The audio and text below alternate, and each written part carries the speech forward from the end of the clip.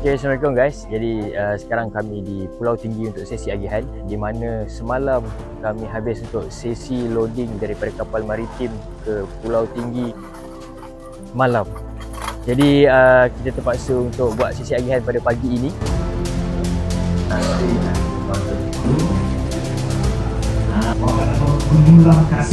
Keluarga kita membawa bekalan makanan sebanyak 2 bulan untuk mereka menghadapi musim turun yang akan datang. Saya Rosana binti Husin selaku Kampung Pulau Tinggi mewakili penduduk kampung mengucapkan terima kasih kepada Yayasan Food Bank Malaysia kerana menghantar bantuan.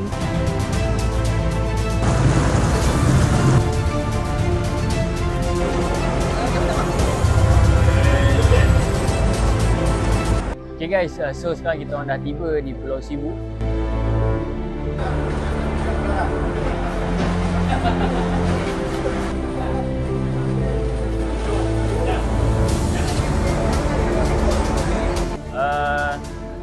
Kerjasama yang agak baik daripada penduduk kampung, di mana dia menyediakan truk trailer untuk kita hantar makanan ke tengah untuk kita buat sedikit majlis dan menyantuni penduduk yang akan menerima bantuan.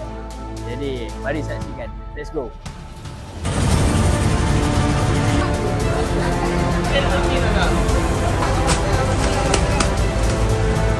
Memang tak boleh nak keluar lagi, kita mesti bertanya kuat. Sampai 2 minggu pun memang tak boleh keluar. Memang gelombang besar lah.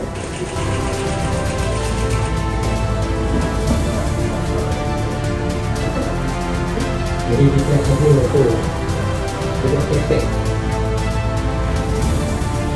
Okay guys, Alhamdulillah. Jadi susul pulau kami sekarang berakhir di Pulau Sibu, iaitu lokasi yang terakhir untuk jajaran di Mersing.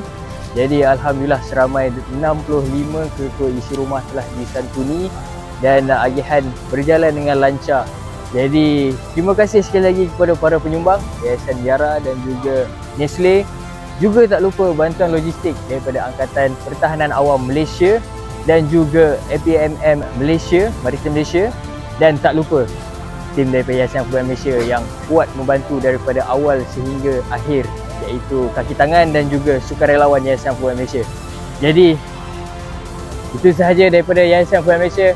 Misi susul pulau kami telah berjaya. Jadi let's go, berpakat bantu masyarakat.